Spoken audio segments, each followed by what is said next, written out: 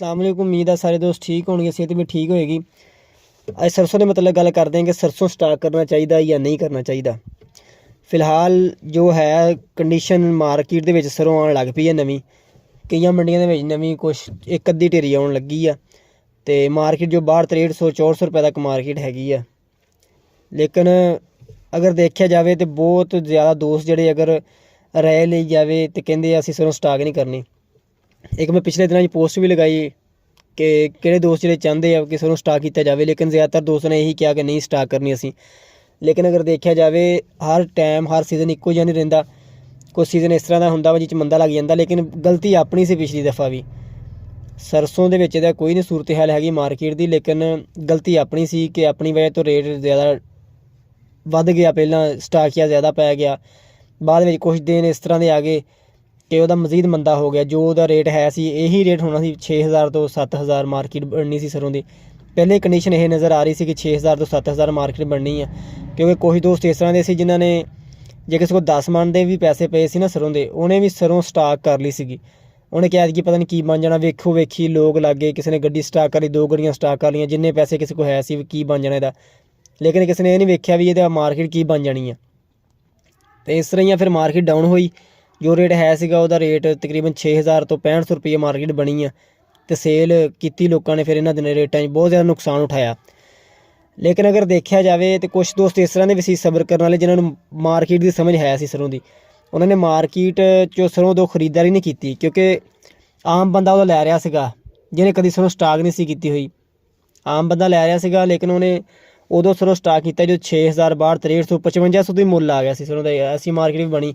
उदों कई दोस्तों ने सरों रख लवी, उदों कई दोस्तों ने स्टाक किया कि मार्केट हुण देखा जाए मार्केट इस दफ़ा सूरत हाल है वा सरों स्टाक करने की, क्योंकि सरों की काश्त बहुत घट आ। अगर सरों किसी ने काश्त की है तो पट्ठे की छाटे के तो उन्हें सेल कर दी है, पट्ठे वाले ने ज़्यादातर वढ़ ली सरों। इस दफ़ा सरों की काश्त बहुत घट आ।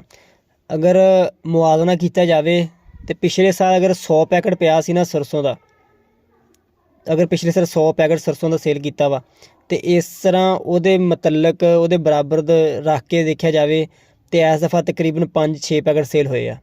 अगर किसी ने 500 पैकेट सेल किया, उन्हें 50-60 पैकेट सेल किए आ। भी इन्नी घट काश्त हुई सरसों की, तो जिन्हें काश्त की आ वो भी पट्ठियां दे विच तकरीबन वड्डी गई।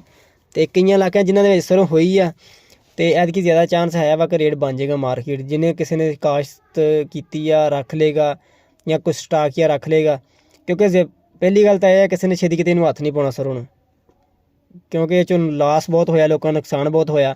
अगर किसी ने 3 लाख की ली सी 2 लाख रह गया, इन्ना लॉस होया। तो मेरी राय तो यही आ, अगर जिस तरह की काश्त घट आ कि ऐतकी रेट बन जाएगा, क्योंकि मार्केट 6000 बाहर 6300 हैगी आ। स्टाकिया ने खरीदारी कर लैनी 6000 6200 तो मार्केट मजीद वधन के चांस है कि मजीद बन जाएगी। बाकी सूरत जी अल्लाह बेहतर जानता वा की बनता की नहीं बनता, लेकिन कारोबार करना चाहिए वा, पैसा इन्वेस्ट करना चाहिए। कोई भी बंदा है ना नवा मार्केट के आंदा, उन्होंने चाहिए किसी ना किसी ना मशवरा कर लवे। सियाना बंदा जो पहला मंडी के काम करता पाया, कोई 15-20 साल तो काम करता पाया, उन्होंने पुछ लवे यार कि मैं चीज़ स्टाक करना चाहना, करा या ना करा, मार्केट बन जूगी या नहीं बन जूगी। क्योंकि उन्हें 15-20 साल धक्के खाधे होंगे मार्केट के, उन्हें पता होंगे वा मार्केट बन सकती या नहीं बन सकती, रखनी चाहिए चीज़ खराब हो जाती है या किमें स्टाक करनी चाहिए है। मेरा मशवरा दोस्तों को यही है कि ऐतकी काम करो सरसों का, मार्केट बेहतर रहेगी।